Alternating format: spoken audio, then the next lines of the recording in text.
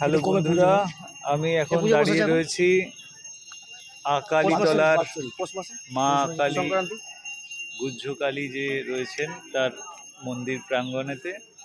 দেখুন এখানেতে মায়ের কি সুন্দর মন্দির, অসাধারণ মন্দির। আমার সাথে এসছে সৌরভ, সাত্বিক, সবাইকে আমাদের মা টেনে এনেছেন। মায়ের বহু পুরাতন মন্দির, দেখতেই পাচ্ছেন, অপূর্ব সুন্দর। এক রাতেতে এই মন্দিরটি তৈরি হয়েছিল। আর এই হলো মায়ের হাঁড়ি কাঠ, এখানেতে বলি হয়। আসুন এবার আপনাদের দর্শন করাবো মায়ের অপূর্ব সুন্দর মূর্তি।